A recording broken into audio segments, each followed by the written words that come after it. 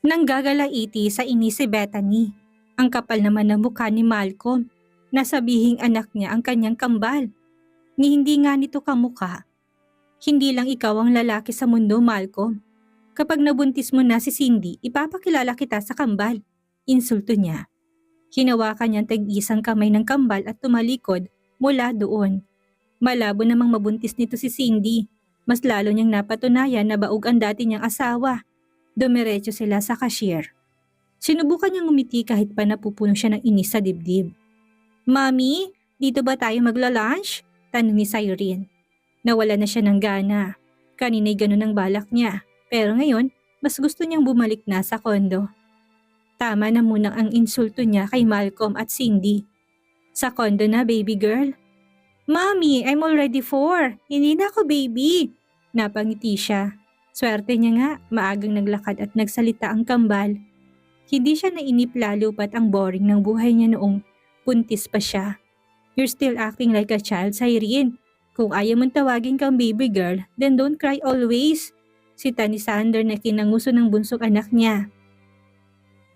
Hindi niya sigurado kung dahil panganay ito kaya matured. Hindi niya rin masabi kung saan nagmana ang mga anak niya. Wala naman kasi siyang background sa ama ng mga ito. Wala na rin naman siyang pakialam sa lalaki. Ang importante, hindi na siya mag-isa. Pagdating sa kondo'y kaagad niyang inasikasang pagluluto. Sinubukan niyang gumawa ng pancake base na rin sa request ni Cyrene. Mabilis ang pagluluto lang din ng spaghetti ang ginawa niya. Nandoon lang ang kambal sa mesa at pinapanood siya. "Mommy, diet po ba itong pancake?" Inosenteng tanong ni Cyrene. Napatigil siya sa paghahalo ng sauce at nilingon ng anak na nakatitig sa niluto niyang pancake. Nakagat niya ang labi. Hindi kasi yon kasing floppy ng luto ng mommy ni Blake. Ampaw ang sa kanya. Flat na flat pa. Pancake pa rin naman yan, baby." Dinig niyang bumuntong hininga ito at kumain din naman. Pinatay na niya ang apoy sa kalan. Naghalo ng pasta at sauce sa plato para kay Sander. Pagkalapag niya sa spaghetti ng anak ay nakatitig ito sa kanya. "Masama bang pakaramdam mo, Sander?" Tinambol ang dibdib niya. Ayaw na ayaw niya nagkakasakit ang mga bata. Natutuliro siya kahit simpleng sipon lang minsan. Sabi kasi kapag kambal, mahina raw ang isa. Madalas tuloy nag-aalala siya sa kalusugan ng mga to. "Mommy, daddy po ba namin yung kanina sa mall?" Kalmadong pagkakatanong ni Sander. Ngunit tila binagyo naman ang dibdib niya sa kaba. Heto na nga ba ang kinatatakutan niya? Nung nagtanong ito sa eroplano ay kinabahan na siya. Mas malala ngayon. Alam niyang nagsisimula na itong magkuryoso. "Hindi," agarang sagot niya. Hindi naman siya magsisinungaling. Isa pa, hindi niya gugustuhin maging tatay ng kambal si Malcolm. Napakurap si Sander. Kalaunan ay napangiti na kinapagtaka niya. "That man at the mall? Tsk, hindi mo yun kamukha, pero akala ko siya na si Daddy." Lumungkot pa ang boses ni Cyrene sa dulo. Umawang ang mga labi ni Bethany. Hindi niya lubos akalain na ganito na sila maghanap ng daddy. Para bang noon pa sila naghahanap at inaalisa ang bawat lalaking nalalapit sa kanya. "Gusto mo yung maging daddy, Cyrene?" Ani Sander bago malit ng umisi. "Magkamukha kayo," asar nito sa kapatid. Umatungal si Cyrene at galit na binalingan ng kapatid. "Eh di kamukha mo rin yun kasi magkamukha tayo," asar nito pabalik. "Tsk, guwapo si daddy. Kapag nakakita ka na kamukha natin, yun na si daddy," paliwanag ni Sander. Nasapon ni Beth ang noon niya. Mas sumakit yata lalong ulo niya. Nang kumpirma niyang naghahanap na nga ang mga ito ng daddy. Himalat hindi sila nagtatanong sa kanya kung sino. "Mommy, are you upset?" Maingat na tanong ni Sander. Huminga siya ng malalim. Hindi na alam kung paano kakausapin ng mga anak. Mabuti na lang at sumulpot si Blake. Nagtataka pa ito sa mga itsura nila. Bago pa man ito magtanong ay pinapunta na niya sa kwarto mga bata. "Dalhin yung mga pagkain. Hahatiran ko na lang kayo ng juice."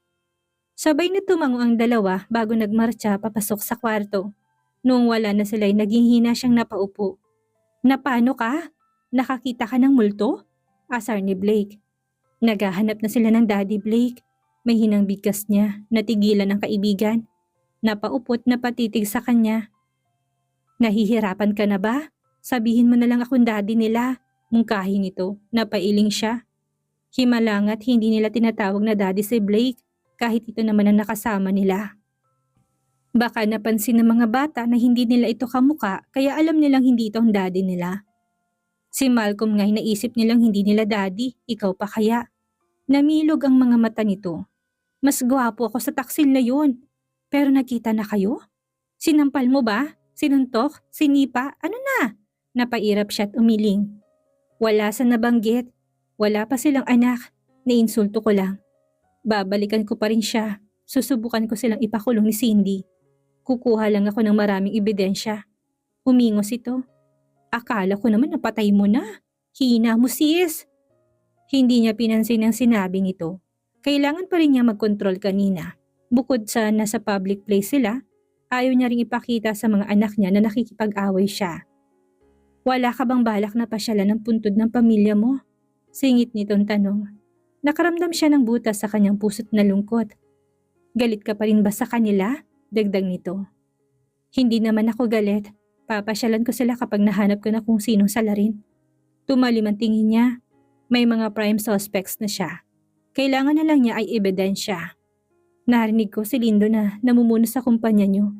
Napaangat siya ng tingin. Hindi naman siya nagtaka. Noon pa naman nabili ng lalaki ang kumpanya nila. Malamang dapat nga noon pa niya ginawa. Tingin mo, kailangan ko na bang pasyalan ng kumpanya? Kumibit balikat ito. Mag-reunion kayo ng kaaway mo. Napangisi siya. Mukhang kailangan niyang ihanda ang palad niya para manampal. Payong kaibigan lang. Kung siya ng next target mo, pumasyal ka sa mansyon niyo. I'm sure mas magandang mag-reunion doon. Suhestyon nito na kinakunot ng kanyang noo. Paano naman mapupunta sa ancestral house nila si Lyndon? Sinunod niyang suhestyon ng kaibigan. Isa pa, namimiss na niya ang mansyon. Gusto niya ring malaman kung sino nakatira doon. Maaga siyang tumungo doon. Iniwanan niya na lang ang kambal kay Manang Lupe.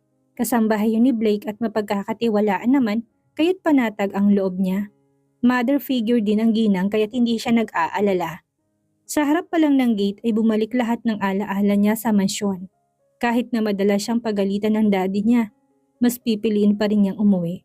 Ngunit wala na siyang uuwian ngayon. Mataman niyang hinawakan ang gate at nilingon ang mansyon. Walang pagbabago doon. Kahit pamukhang bago ang pintura, parehas pa rin ang kulay na puti. Nandoon pa rin ang brick wall at ang malaki nilang pinto. Tumingala siya. Gusto niyang hilingin na ganun pa rin ang kwarto niya pero malabo na yon. Pamilya kaya ang tumira? Matanda? Imposible naman kasing bilhin niya ng dalaga o binata. Nagbabadyaman ang luha niya. Pinilit niya pa ring abutin ang doorbell. Nanginginig pang kamay niya. Ano naman ang sasabihin niya sa bagong may-ari? Na hello at kakamustahin niya lang ang mansyon? Nakagat niya ang labi. Mali yatang pagpindot niya sa doorbell. Tama na dapat ang masilip ang mansyon at hindi natawagin ng kung sino mang may-ari. Nagtagal ang ilang minuto at hindi naman nagbukas ang pinto. Iisipin niya sanang walang tao, ngunit may magarang sasakyan naman sa garahe. Bumuntong hininga siya at tumalikod. Bakit nga naman nila pagbubuksan ng tulad niya? O baka tulog pang may-ari? At mga hakbang na siya noong marinig ang pagbukas ng malaking pinto. Agad siyang napaharap muli, natigilan at nanliit ang mga mata matapos makita ang bulto ng isang lalaki. Masyadong masakit sa matang araw at hindi niya makilala kung sino yon. Baka nga hindi naman talaga niya kilala. Umaasa kasi siyang kahit paano ay kilala niyang bagong may-ari para naman masilip niya ang looban ng mansyon. Ngunit mukhang hindi niya kilala ang lalaki. Mas tinitigan niya yun at halos matulos siya sa kinatatayuan nung makalapit ito. Hindi niya napigilan ang pagkabog ng dibdib niya. Bumawa ang kanyang labi at nabitawan ang hawak sa gate. Sumilay ang ngisi ng lalaki noong makatapat niya to. Long time no see, Miss Del Rio. Ang bigkas nito hindi bigkas ng dating kakilala.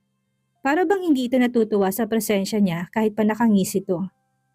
Biglang umukit sa isipan niyang nangyari sa kanila sa kanyang kwarto. Malamang na hindi naman yun alam ng lalaki. Magtataka pa ba siya kung bakit ito nasa kanilang mansyon ngayon? Nakapuslit nga ito noon, ngayon pa kaya? Hindi siya sumagot. Napirmi niya mga labi kahit patitig na titig ito sa kanya. Kung makatitig ito'y para bang mawawala siya na parang bula. Tinitigan niya rin ito. Parehas pa rin naman sa Lindo na nakilala niya. Mas nag-matured nga lang ang itsura. Matured in a good way. Hindi na ito mukhang cool boy o pasarap sa buhay. Mas mukha na talaga itong CEO sa suot na gray suit. Ang magandang suklay ng buhok nito ay humihingi ng respeto. Mas lalo naman ang otoridad na nakapaskil sa mukha nito.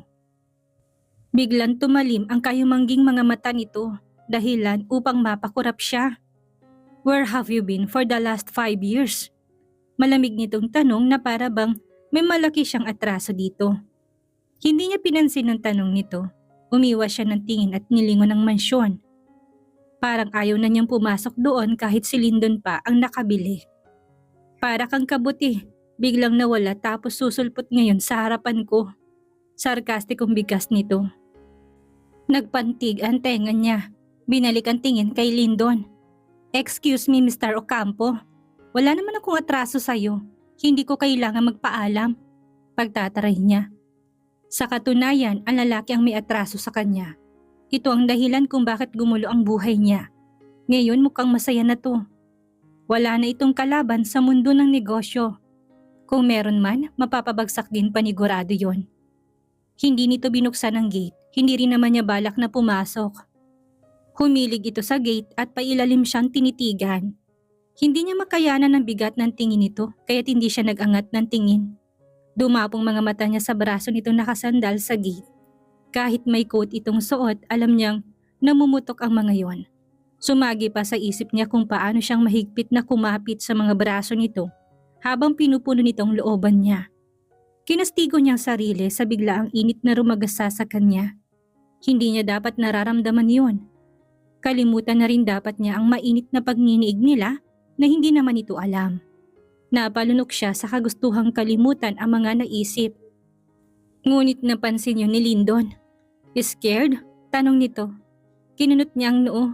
Hindi siya takot sa lalaki. Mas takot siya ngayon sa sarili niya sa epekto nito. Hindi pa man nagdidikit ang mga balat nila, nanginginig ng mga tuhod niya. Tinatagan niya ang loob.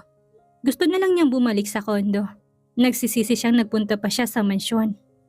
Hindi ka ba magtatanong kung bakit ako nandito? Tanong ng lalaki. Kailangan pa ba? Nabili mo ngang kumpanya na hindi namin alam. Eto pa kaya? Pasaring niya. Kumibit balikat ito at hindi siya nilubayan ng tingin. Hindi mo ba itatanong kung gaano karaming nabili ko? Nagpantig ang mga tenga niya. Muntik na niya itong matitigan at magtanong kung bakit niya lang napigilan ang sarili. Lahat, Miss Del Rio. Lahat ay nabili ko. Bulong nito. Naikuyom niyang mga kamao. Sinigurado yata nitong mabuburang bakas nilang Del Rio kung kaya't kinuha lahat ng ari-arian nila. Wala akong pakialam kahit buong Pilipinas pang nabili mo, Mr. Ocampo. Ganun pa rin naman ang tingin ko sa'yo. Masamang tao ka pa rin. Madiin niyang bigkas. Kita niyang pag-igting ng panga nito at pagtalim ng tingin. Hindi siya nagpatinag sa kinatatayuan kahit pa walang tigil sa pagkabog ang dibdib niya. Really? Gaano ako kasama sa isipan mo? Gusto mo bang pag-usapan? Pag-usapan natin sa loob ng mansyon. Oh shoot, malilate na ako, Miss Del Rio. I don't have enough time to mend your broken pride. If you want, you can always pay me a visit at my office. Sa dati mong kumpanya, pangaasar nito. Hindi siya nakauma, nagtiimbagang siya ngunit nakangisi lang ang lalaki. Hihintayin kita bukas, Miss Del Rio. I can offer you a good job that will bring you back all of your wealth. Pangiengganyo nito na pumukaw sa kanyang atensyon. Gigil na gigil si Bethany at inis na inis noong makabalik sa condo building. Binitawan niya na muna sa gilid ang mga pinamili niyang pizza at prutas. Hindi rin muna siya pumasok sa loob ng condo nila. Ayaw niyang dalhin ang inis sa loob. Uubusin niya muna sa labas bago magpakita sa mga anak niya. Hinampas niya ang pader. Nang gigigil siya kay Lyndon. Kung masama na ito noon, mas masama ito ngayon. Ni hindi man lang siya inoffer na magkape sa loob ng mansyon. Iniwan pa siya sa labas at basta na lang umalis. Hindi man lang din siya inoffer na ihatid sa kondo niya. Naubos na yata ng panahon ng pagiging gentleman nito. Lyndon Ace Ocampo, isa kang malaking sumpa, gigil na bulong niya. Akmang hampasin niya muli ang pader noong bumukas ang pinto ng kondo nila. Inuluwa noon si Manang Lupe. Nagtataka pa ang ginang sa kanya. Ma'am, bakit hindi pa po kayo pumapasok? Nahiya siya bigla. Hindi na siya sanay na pinupo ng mas matanda sa kanya. Ngumiti siya at kagad na kinuha ang mga pinamili niya. Nahilo lang po saglit. Saan po kayo pupunta, Manang Lupe? Nagpapabili po kasi ng ice cream ang kambal. Maingat nitong bigkas. Huwag na po, bumili na po ako ng pizza. Balik na po tayo sa loob. Hindi naman nagprotesta ang ginang. Pagpasok naman ay nasa sala ang kambal. Si Sander na nagbabasa ng libro at si Siren na may hawak na manika. Si Siren ang unang nakaramdam ng presensya niya. Namimilog ang mga mata nitong napalingon sa kanya. "Mommy! I thought you'd go home late." Nanguso ito ng maliit. Mabilis na bumaba sa sofa at sinalubong siya. "No baby, we'll stay here for today. Baka bukas o makalawa papasyal tayo." Nawalang ngiti nito. "Ngayon na lang, Mommy. I'm so bored here." Ani pa nito, napangiwi siya. Wala siyang lakas mamasyal ngayon. Bukas naman ay pupunta siya sa kumpanya. Hindi dahil inimbitahan siya ni Lyndon. Gusto niya lang talagang makita ang kumpanya nila. Bumili ako ng pizza at fruits. Ayaw mo ba?" Suyo niya kay Siren, tumitig ito sa pizza. Ang bilog ang mga mata nito at mahabang pilik mata ay walang galaw. Tila pinoproseso pang dapat na maging reaksyon niya. Napalabi ito kalaunan. "But promise we'll go out the next day?" Bulong nito, lumapit siya at binuhat to. Dinala pabalik sa sofa. Hinayaan niya ring ihain ni Manang Lupe ang mga pinamili niya. "Sure baby, anywhere you want." "Anywhere, Mommy?" Biglaan tanong ni Sander. Ang mga kayumangging mata nito'y naging interesado. Binitawan nitong libro.